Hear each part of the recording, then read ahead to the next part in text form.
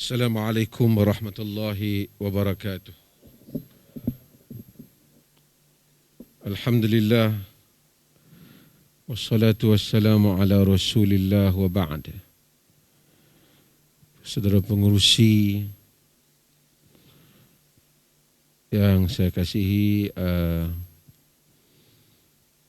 pegawai isnad yang menguruskan pegawai jabatan mufti juga,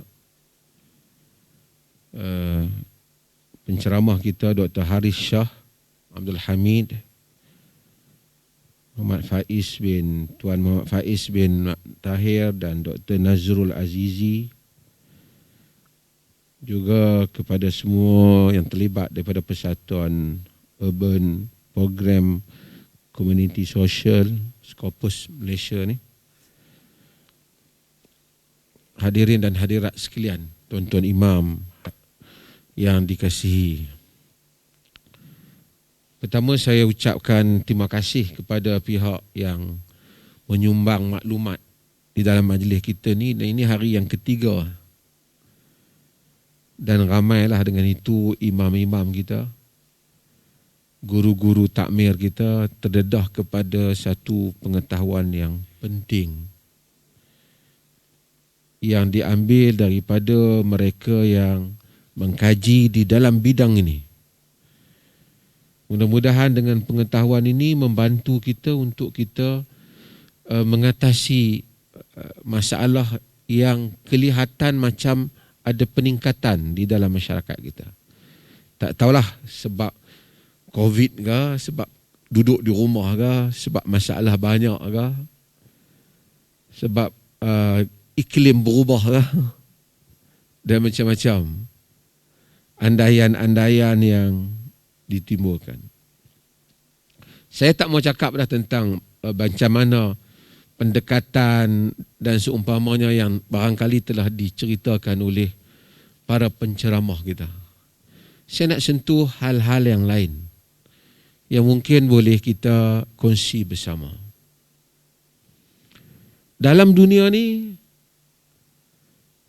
memang Tuhan jadikan ada penyakit, sakit. Sakit ni telah mengenai semua orang. Orang baik, orang jahat, orang jaga kesihatan pun, yang duk jogging dia tak bagi pun kena. Ada kawan kita duk kayuh-kayuh basikal dengan kita, ikut badan tu sihat elok, baru kena stroke. Tengok blok. Dunia Allah takdirkan hal-hal yang boleh berlaku di dalam dunia ni. Ni sakit. Saya nak cerita tentang sakit, falsafah sakit tu sendiri. Kerana Tuhan memang menguji manusia. Wala nabluwannakum bi syai'in minal khawfi wal ju' wa naqsim minal amwali wal anfusi was samarat. Tuhan memang uji. Macam Tok Khatib kita duk baca, kami benar-benar menguji kamu. Cumanya sakit ni dia boleh kena sekurang-kurangnya dalam dua keadaan. Satu, sakit tu mai kat kita, kita dah cuba elak daripada penyakit tu mai, dia mai juga. Macam saya cerita tadi ya. Semua langkah, sakit ke, balak ke, macam tu jugalah. Kita bawa kereta betul-betul lah ikut peraturan. Member main langgak kat belakang. Kita dah ikut dah semua ni garis panduan, hak mana peraturan-peraturan kesihatan. Dia datang juga penyakit. Saya pernah ada satu doktor, saya pergi masa saya di USM dulu, dia ada doktor panel. Jadi dia sembang dia lah masa saya ambil cek kesihatan. Dia kata saya pun kena sakit. Bayangkan macam mana doktor pun boleh kena sakit. Dia kata, saya kata doktor ni dia fikir dia tak boleh kena sakit kan. Abu Atahiyah syair pada zaman Abbasi. Dia kata,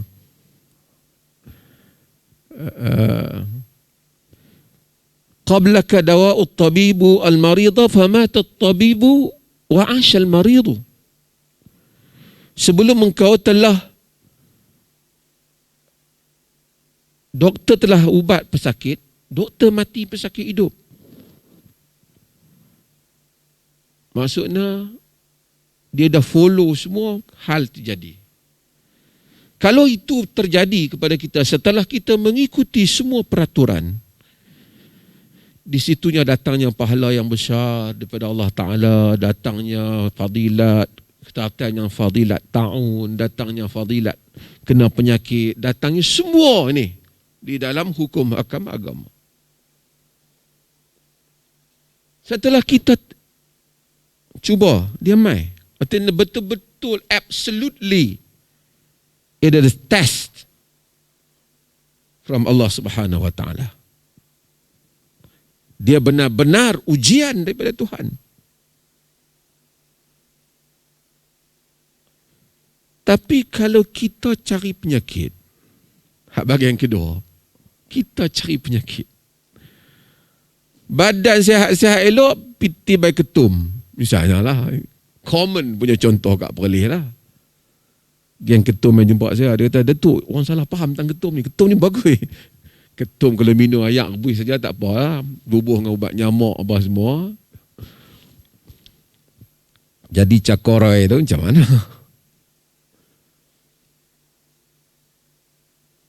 Kalau kita cari penyakit, kita yang bawa kenderaan jangan cara yang berbahaya. Itu berarti kita cari penyakit. Wala taqtulu anfusakum innallaha kana bikum rahima. Jangan kamu bunuh diri kamu, Allah sayang pada kamu.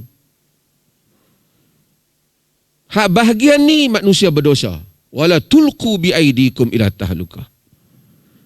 Tiba-tiba kena sakit jantung nak buat jana, tapi kalau isap rokok kena sakit jantung, dah pasal Tuhan kena tanya dah. Tuhan akan tanya dah. Cari penyakit. Saya hal yang sama. Saya bukan cakap pada pesakit-pesakit mental dan seumpamanya. Macam-macam keadaan orang boleh kena sakit mental.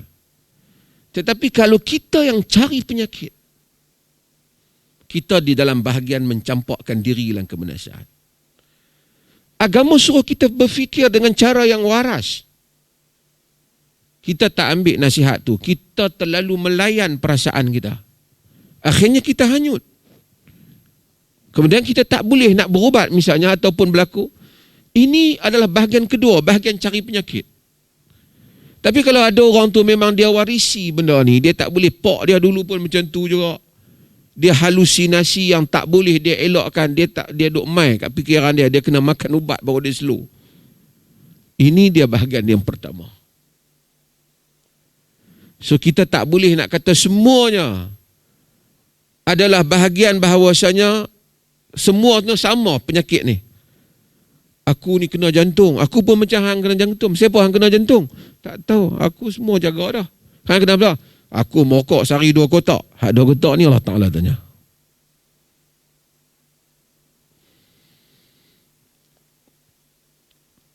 Penyakit sama juga dengan penyakit mental atau apapun apa saja dalam hidup ni. Tekanan dalam kehidupan ataupun pengalaman kehidupan memang boleh mencetuskan kepada manusia satu perasaan yang gelisah. Dan kadang-kadang bawa kepada drag, kepada satu suasana yang mungkin boleh membawa kepada sedikit di luar kawalan. Quran kata apa tentang kepada Nabi? فَلَعَلَّكَ بَاخِعٌ نَفْسَكَ عَلَىٰ آثَارِهِمْ إِلَّمْ يُؤْمِنُوا بِهَذَا الْحَدِيثِ أَسَفًا. فَلَعَلَّكَ بَاخِعٌ نَفْسَكَ. Boleh jadi engkau ingin memusnahkan dirimu. Literal punya translation macam itulah. Muhliku nafsak. Boleh jadi engkau wahai Muhammad ingin memusnahkan dirimu ala atharihim illam yu'minu bihadzal hadisi asafa. Di atas sebab kerana mereka itu menolak, tidak beriman dengan Quran yang kami turunkan ini. Al-Imam At-Tabari rahimahullah dalam tafsir At-Tabari menyatakan Allah menegur nabinya supaya jangan sampai memusnahkan diri kerana begitu cengkaman perasaan yang tertekan dengan perbuatan penentang-penentang yang menentangnya. Dalam At-Tafsirul Munir dia kata al-istifham al-inkari fala'allaka, yakni adakah barangkali engkau ni nak musnahkan ini, maksudnya jangan kau musnahkan dirimu. Hatta Nabi sallallahu alaihi wasallam, tekanan yang ada itu tidak menjadikan seseorang itu justified. Tak tahu apa yang dia lakukan sehingga dia bawa diri dia kepada peringkat sehingga musnah dirinya. Mungkin dia akan kata ini satu psikologi, satu apa. Tetapi hendaklah dilihat pada dua kerangka itu. Mungkin pada akhirnya dia jadi luar daripada kawalan. Tetapi layanan yang awal yang dia layan pada perasaannya itu, ia bertanggungjawab di hadapan Allah Azza wa Jalla. Tapi itu dari segi teori lah. Kita taklah pihak bang ada macam tu. Maka di situ datangnya makna agama. Apa yang orang buat dengan tuan-tuan nak buat dengan orang yang sakit ni? Sakit mental ni. Akhirnya peranan kita memberikan bimbingan. Betul tak? Taklah kata dia mai kita pun jampi atas kepala dah. Kita bagi bimbingan. Apa maksud bimbingan? Kita bercakap dengan dia. Dia berceritakan kepada kita. Ini satu aspek yang kita mungkin dalam pandangan Barat ataupun pandangan selain daripada disiplin Islam, ada satu pandangan yang lain. Ini satu aspek soal munajah, soal manusia perlu ada pihak untuk dia berbicara dengannya, untuk meluahkan perasaannya. Tapi kalau saya piluah perasaan saya di dinding, tidak memberi makna, kerana saya tahu dinding tak ada apa-apa.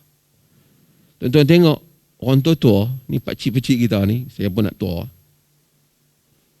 Bila dia mula tua, anak-anak tak ada, dia suka tanam pokok bunga tau. Pokok-pokok. Sebab pokok hidup. Betul tak? Nak kat Perlis ni penuh dengan pokok, kan? Pokok dia hidup, kita nampak dia membesar. Kita inginkan satu pokok, dia bercakap dengan pokok tu. Anak-anak tak mahu bercakap. Tu yang kadang-kadang di barat cakap dengan anjing, cakap dengan kucing, sekurang-kurangnya dia tahu ada bahagian yang dia faham. Kita perlu rilis perasaan kita dengan berbicara. Walaupun pokok tu bila kita bubuh baja, kita cakap hang tumbuhlah tepat, cepat, orang tua kan. Dia rasa ada respon. Ada respon. Manusia asalnya dia patut berbicara dengan Tuhan dah. Kalau kita mengajar fiqhul munajat, kita mengajar bagaimana bahawasanya manusia ini dalam kuliah-kuliah kita, ustaz-ustaz, agama bukan eksklusif. Kita bukan pendeta di dalam gereja, kalau awak nak dekatkan diri pada Tuhan kena maikan ustaz ambil ayat. Kita bukan. Wa idza sa'alaka 'ibadi 'anni fa inni qarib. Jika hamba-hambaku bertanya engkau tentangku, aku ini dekat. Kita kena ajar manusia. Awak mempunyai direct connection. Terus berbicara dengan Tuhan. Tapi apabila manusia tidak ada ruang untuk bukan tidak ada ruang. Tidak diajar, dia rasa disconnected. Terputus antara dia dan Tuhan. Bila dia rasa dia terputus dengan Tuhan, Lalu dia tak ada hubungan antara dia dengan Tuhan, dia tak ada ruang berbicara. Kita kata doa. Doa. Dia sakit kita doa. Dia kata nak doa, macam nak doa dah. Dia tak dapat zauq, Arab kata. Dia tak dapat that feeling.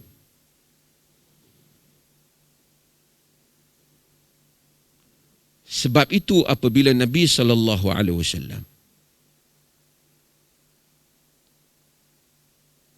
dalam tekanan yang hebat,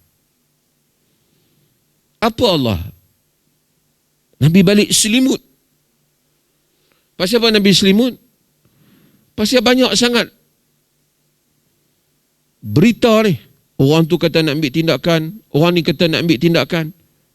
Manusia ni, dia tak tumbuk kita, orang tumbuk kita, boleh balas balik.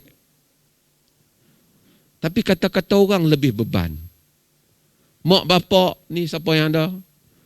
Orang pula main kena kita ni. Satu kampung duk kata ke hang tau. Padahal yang kata kali 3 orang di kedai tu. Dia main habaq kita satu kampung. Balik kita duk fikir tak habis satu kampung Dia psycho kita. Macam tu lah. Hang tahu tak? Semua orang marah ke hang. Padahal yang marah tu 6 orang The whole community tak tahu apa yang Nabi Muhammad bawa. Bangkit dan lawan. Walaupun ada sebahagian yang beriman. Tapi jumlahnya terlalu kecil. Nabi balik. Nabi selimut.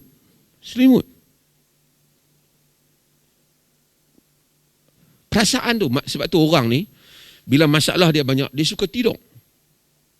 Kena tanya ahli psikologi. Sebab apa dia suka tidur? Dia lupa. Ada masalah tidur.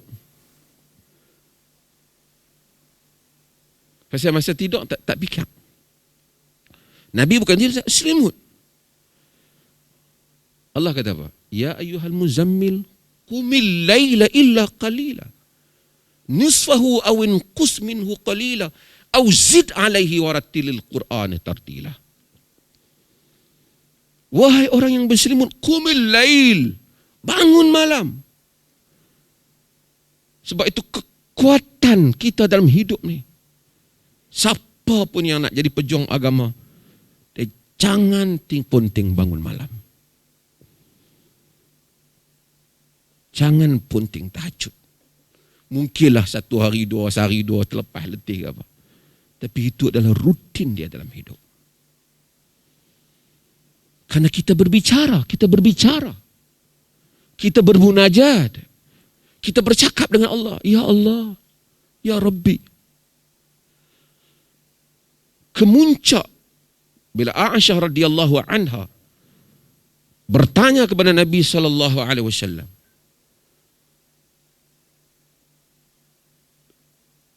bilakah yang paling dahsyat yang Nabi, tekanan yang Nabi dapat? Nabi bagi tahu pengalaman di perkampungan Abdul Yalil bin Abdul Kilad atau Abdul Kilad. Tekanan orang-orang Taif yang baling batu pada Nabi. Orang Mekah tolak. Pergi ke Taif dengan harapan orang Taif boleh terima. Orang Taif baling dengan batu.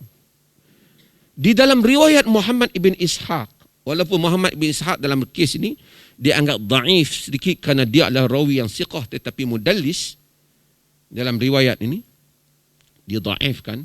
Walaupun ada yang mentakwil, tapi dia madar riwayat ini pada Muhammad bin Ishaq. Maka berlaku irsal kepada Muhammad bin Ka'am Al-Qurtubi. Saya sebut ni sebab sekali yang tengok video ni, dia tahu mufti baca hadis dhaif. Dhaif khafif. Hatta Ibn Taimiyah rahimahullah, Ibn Qayyim Al-Jauziyah dan ulama-ulama hadis hatta menyebut riwayat ini yang selalu kita baca. Apa Nabi kata? Dalam tekanan yang berat itu, kita tengok pada ungkapan lafaz ni, bagaimana ungkapan yang penuh dengan dalaman jiwa orang yang terdesak dengan tekanan yang ada. Allahumma inni ashku ilaika dha'fa quwwati wa qillata hilati wa hawani 'ala an-nas ya arhamar rahimin anta rabbul mustad'afina wa anta rabbi. Ila man takiluni? Ila ba'idin yatajahhamuni? Am ila aduwin mallaktahu amri? Illam yakun bika alayya ghadabun fala ubali. Walakinna afiyataka hiya awsa'u li. A'udzu binuri wajhika alladhi asyraqat bihi adh-dhulumat. Dalam sebahagian riwayat asyraqat lahu adh-dhulumat. Wa saluha bihi amru dunya wal akhirah. Min an tanzila alayya ghadabak aw tahilla alayya sakhatak. Laka utba hatta tarda wala hawla wala quwwata illa billah. Apa Nabi kata? Allahumma inni ashku ilaika dha'fa quwwati. Ya Allah, aku mengadu kepadamu lemahnya kekuatanku. Wa qillata hilati, sedikitnya helahku. Wa hawani 'alan nas, hinanya aku di sisi manusia. Anta rabbul mustad'afina wa anta rabbi. Engkaulah Tuhan orang-orang yang kena tindas dan engkaulah Tuhanku. Ila man takiluni? Ni munajat Nabi cakap. Ila man takiluni? Kepada siapa kau ingin serahkan aku, wahai Tuhan? Tu tengok perasaan Nabi tu. Satu perasaan yang terdesak. Ila man takiluni? Ila ba'idin yatajahhamuni? Kepada orang jauh yang bermasam muka marah kepadaku. Am ila aduwin mallaktahu amri? Ataupun kepada musuh yang kau jadikan mereka itu menguasai urusanku. Illam yakun bika alayya ghadabun fala ubali. Tapi jika engkau tak marah, aku tak kisahlah, wahai Tuhan. Walakinna afiyataka hiya awsa'u li. Namun keafiatanmu itulah yang lebih luas bagiku. A'udzu binuri wajhika alladhi asyraqat lahu adh-dhulumat. Aku berlindung dengan wajahmu yang dengannya diketerangi kegelapan. Wa saluha bihi amru dunya wal akhirah. Dibaiki dengannya urusan dunia dan akhirat. Min an tanzila alayya ghadaba aw tahilla alayya sakhatak. Janganlah kau turunkan padaku marahmu. Janganlah kau halalkan kepadaku murkamu. Laka utba hatta tarda. Kepadamu pengharapan sehingga engkau redha. Wala haula wala quwwata illa billah. Tidak ada daya dan tidak ada upaya melainkan dengan Allah. Munajat. Berbicara dengan Tuhan. Manusia akan rilis, sebab tu orang bangun tahajud.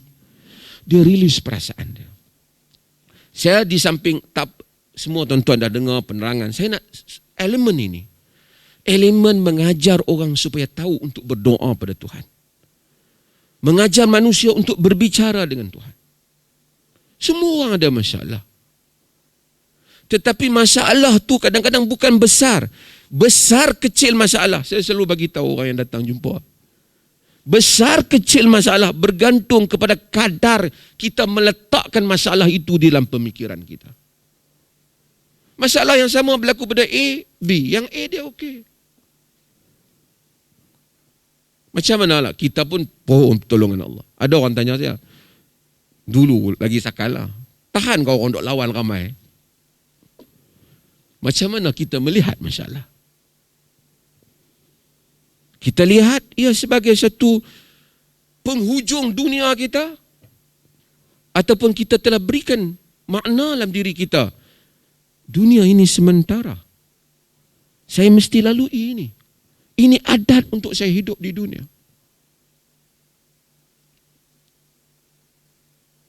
Saya taklah suruh tuan-tuan cakap macam tu kat dia. Tapi untuk kita faham bagaimana manusia melihat kepada dimensi dunia ini. Rib'i bin Amir, satu orang kecil daripada lulusan sekolah Nabi, madrasah Nabi. Dia pergi di hadapan Rostam. Saya selalu ulang ucapan dia ini. Rasulullah, kau nak apa? Kata dia, Allahu bta'athana linukhrija man sya' min ibadatil ibad ila ibadatillahi wahdah, min jawril adyani ila adlil Islam, wa min diqid dunya ila si'atid dunya wal akhirah. Allah hantar kami untuk kami mengeluarkan manusia daripada mengabdikan diri sesama hamba kepada hanya mengabdikan diri pada Allah. Daripada kekejaman agama-agama kepada keadilan Islam, daripada dunia yang sempit kepada keluasan dunia dan akhirat. Dunia selalu tidak adil. Manusia tertekan. Dia buat bagus di pejabat dia, dia buat apa, orang tindas dia. Tertekan. Sampai bawa kemurungan. Tapi dia kalau dia fikir di sudut yang lain, kalau kita dapat twistkan cara fikir. Sebab itu apa yang Islam datang, bukan orang Arab tidak ada masalah ini. Apa yang Islam datang? Islam mengajar hidup ia tidak terhenti di sini. Dan elemen ini kita kena masukkan di dalam pengajaran. Sebab tu kita baca Quran. Quran banyak tempat very straightforward. Man kana yu'minu billahi, sambung lagi, wal yaumil akhir. Sesiapa yang beriman dengan Allah dan hari akhirat. Ada lagi iman yang lain. Kitab dia Rasul, kitab dan para malaikat.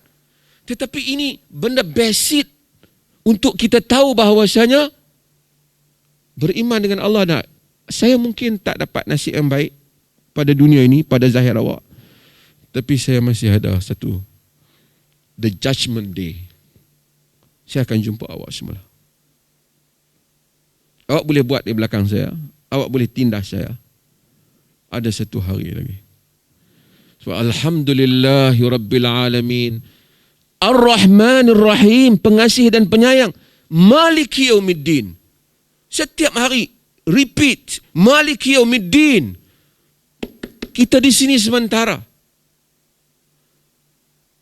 Kita akan jumpa, kita Tuhan yang memiliki hari akhirat. Iyyaka na'budu wa iyyaka nasta'in. Kami sembah Engkau, kami pohon pertolongan. Sebahagian kita dah betul dah, hatta di kalangan imam dan seumpamanya. Ada ustaz pun ada kemurungan, ustazah pun ada kemurungan, saya tahu. Tapi bukan soal ustazah atau ustaz. Ustaz, kita semua ada buat salah.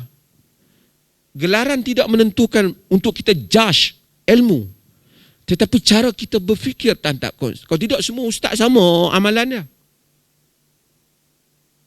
Doktor pun ada macam-macam.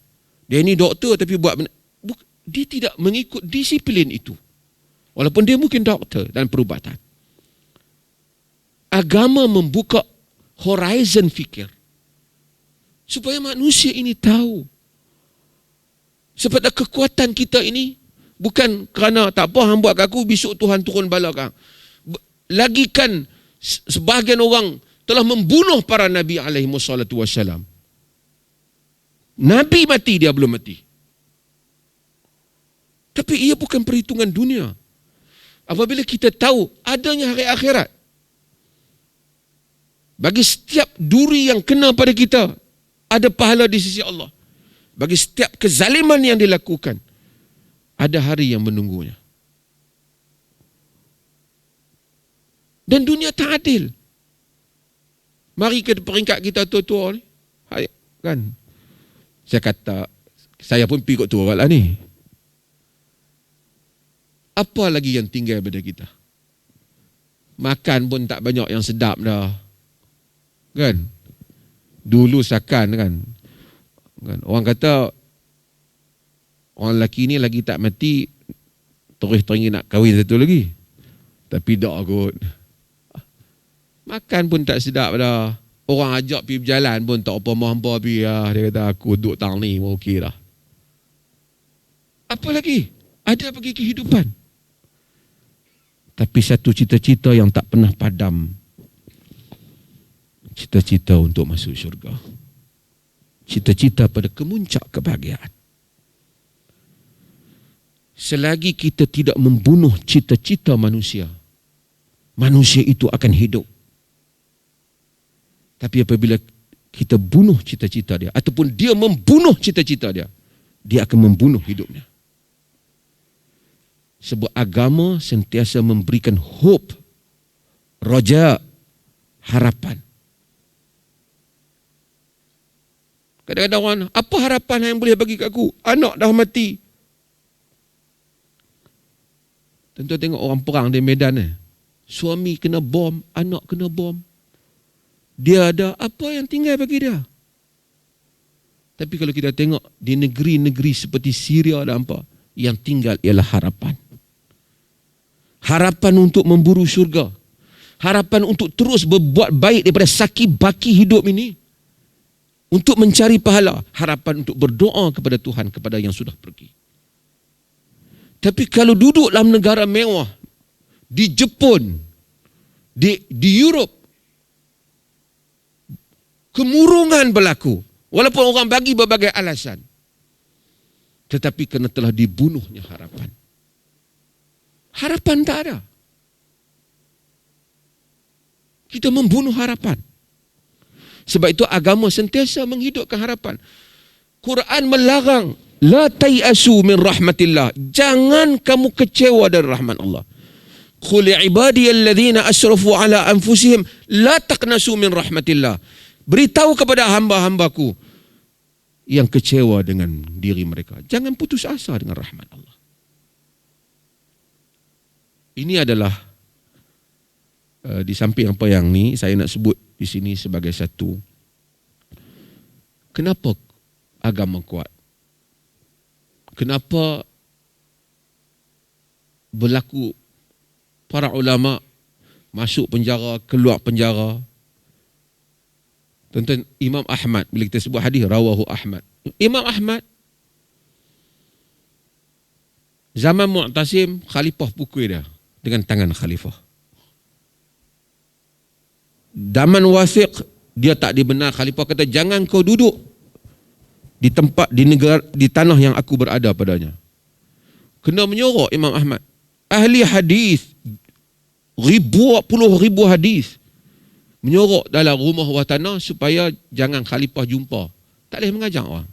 Orang main jumpa dia, dia kata jangan main dekat dengan aku pasal mereka tak bagi aku bercakap. Zaman Mutawakil barulah dia dilonggarkan.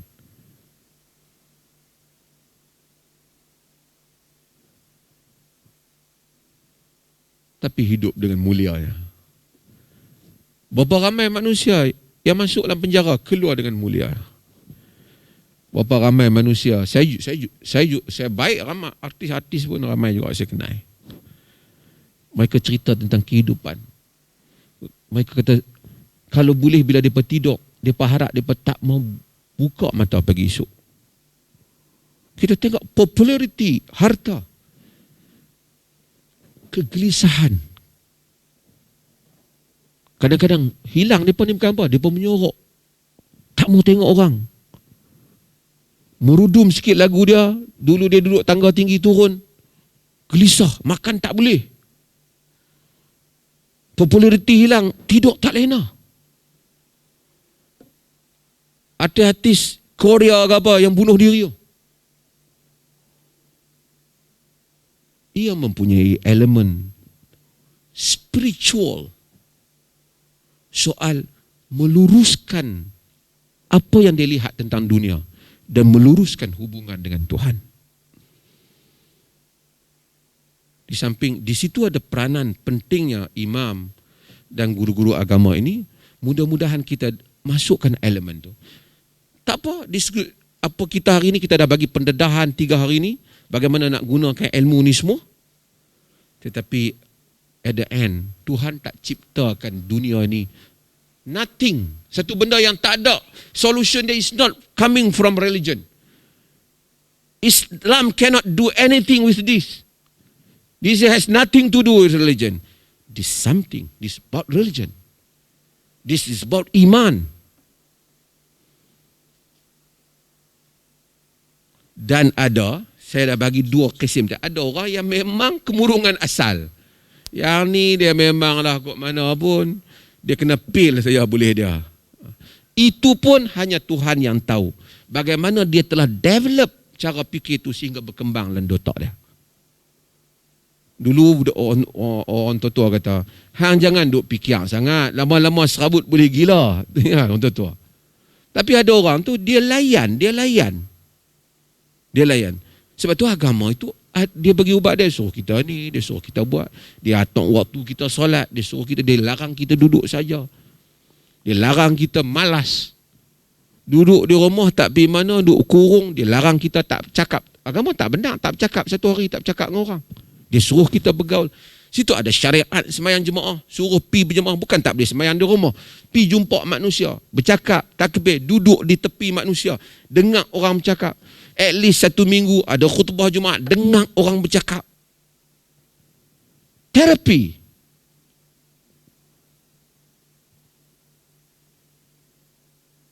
Kerana ia psikologi manusia. Di samping pendekatan-pendekatan yang diberitahu tadi, untuk kita semua mengambil manfaat daripadanya, insya-Allah. Terima kasih banyak, panjangan saya cerita. Tengok Ustazah Faizah susah hati kat belakang. Terima kasih banyak. Mudah-mudahan saya tak ada apa, saya main tak saat saya duduk dalam kereta, saya tulis apa nak cakap. Ini bukan dah pakar-pakar semua dah cakap, tapi saya nak sentuh sikitlah sudut itu, supaya kita tidak ketinggalan untuk mengembalikan kepada kita dalam keadaan sihat ni. Kita yang sihat ni, bukan kira ni kadang-kadang sihat, main-main hujung dia jadi murung. Saya ada jumpa kawan-kawan murung. Saya pernah ada kawan baik murung, pergi makan ubat mati pun dah.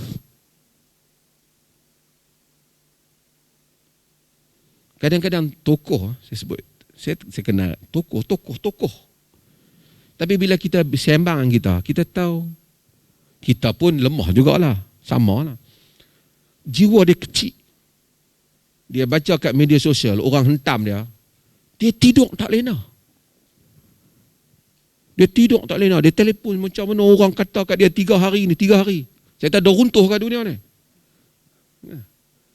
Tidur tak lena, makan tak boleh, nak kena datuk pula tak angkat, saya telefon berapa hari ni misalnya.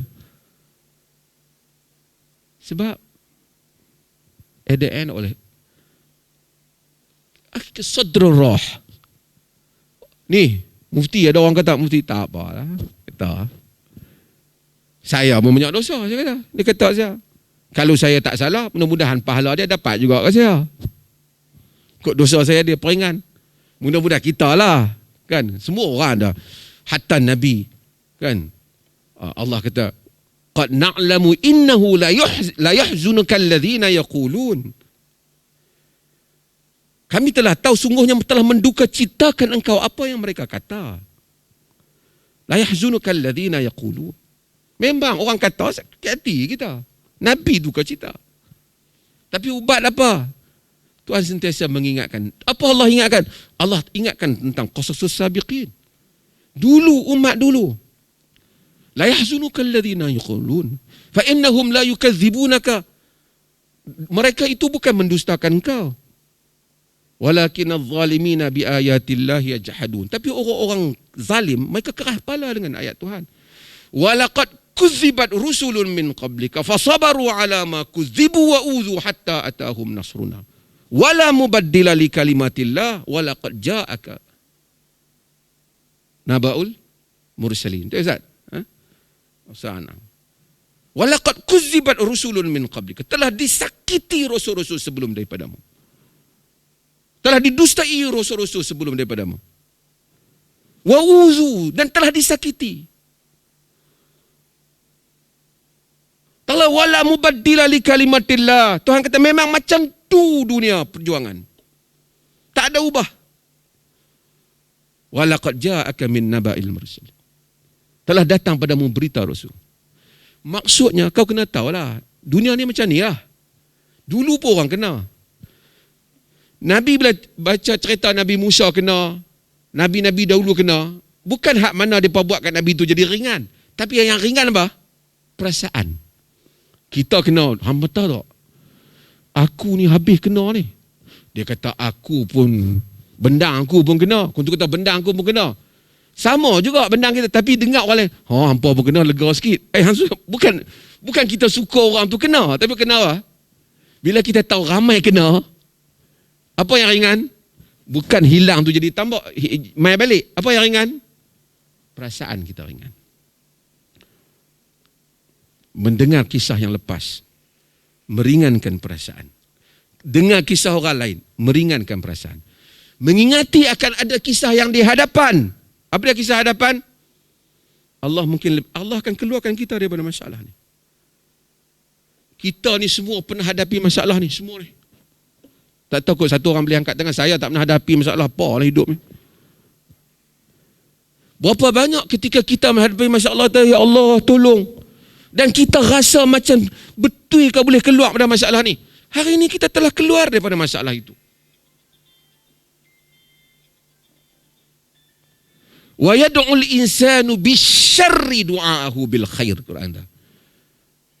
Wa kana al insanu ajula.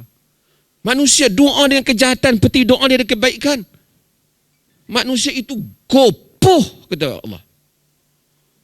Manusia itu gopoh. Sebab itu, bila kita kena masalah, kita rasa aku tak ada dah, habis dah aku kali ni. Memang betul-betul habis lah. Macam tu kan, habislah aku. Tak, Islam larang meratap mati tu. Habislah aku. Tak habis pun hidup ni, rupa banyak masalah keluar. Lalui. Daripada masalah rumah tangga, masalah anak-anak hari ni, lepas tu esok ada lagi masalah. Tapi kita sentiasa mengharap ending yang baik. Orang yang bunuh diri, bukan saya nak tuju dia, hilang hope, hilang harapan. Hilang dalam peta fikiran dia, ending tu hilang. Ending dia habis. Tapi ending kita, apa dia? Kita harap ending kita mana? Syurga. Lagi kita tak dapat yang tu, kita berjuang untuk tu. Yang ni kita sembang kita lah, bukan nak ceramah depan orang sakit macam tu.